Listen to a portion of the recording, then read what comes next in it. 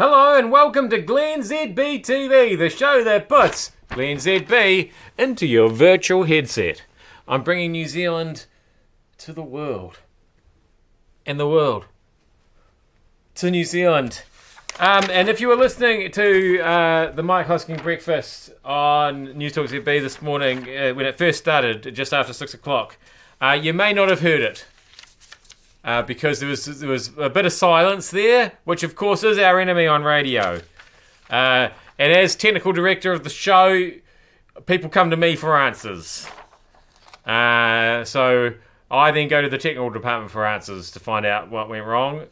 Here's what went wrong. The console log shows that it went into a spaz at about 6:04 a.m. with a load of errors, which I think relate to, that's right, CAN bus, isn't it always? It's the CAN bus that the console surface uses to talk to the mix engine. So we're just going to have to check with the Telos to find out the actual meaning of those errors. So I think that's straightened all that out. It was a spaz. Best, if I could just pick up this headline, best news ever this morning, because we have an Auckland supermarket that is letting its customers drink wine while they shop. That's right. There's an automatic wine dispensing machine in the Fresh Collective by New World at Mount Albert. It's a long name for a supermarket, but anyway. Customers will be able to choose from up to 4 different wines on offer, with the machine pouring a 25ml sample. So by my calculations, that means you can get 100ml in your glass, which is a small glass of wine. It doesn't say how many times you're allowed to go back, and whether you actually end up having to buy anything from the supermarket.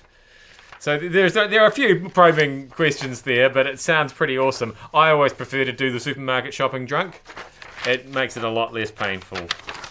I tell you what, there are worse. If you ever wondered, are there worse jobs you could be doing?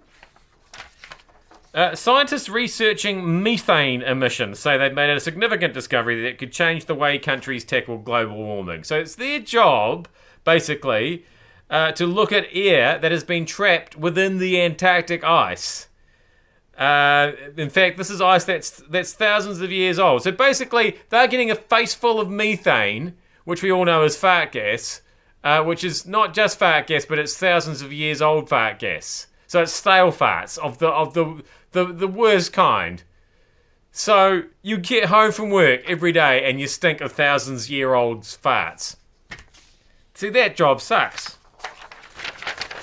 I'm glad we sorted out the stadium business in Christchurch. Wow! I mean, basically we've sorted it out. We've narrowed it down to 4 different options.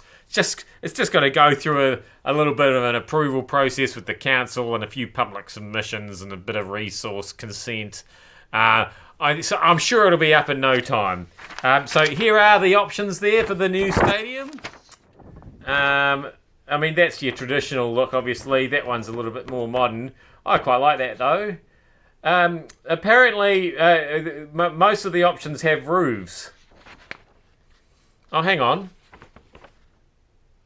Oh, that's all taken care of, eh? That Christchurch situation. So now we can move on to the stadium, right?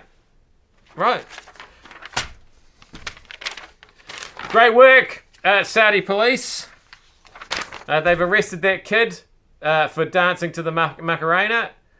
I think this is to be encouraged, and all police everywhere should arrest anybody who ever dances to the Macarena, plays the Macarena, even mentions the Macarena. I may be in trouble. Finally, good luck, UK police. Because Sky News has learned that hundreds of thousands of faces are being kept on, somewhere in the cloud probably, by police for facial recognition. So, I mean, don't wear your face out in public unless you want to be recognised by the police. That's the lesson there. But how well does this work, really? I had a terrible trouble trying to upload my photo to the New Zealand Passport Authority over the weekend. It took many attempts and a lot of swearing before I finally managed to do it. And to be fair, by next week, I probably won't look anything like that picture anyway. Look at this picture of me here on my work ID. See, does that look like me? This is freaking you out if you are actually watching this with a virtual headset. I know.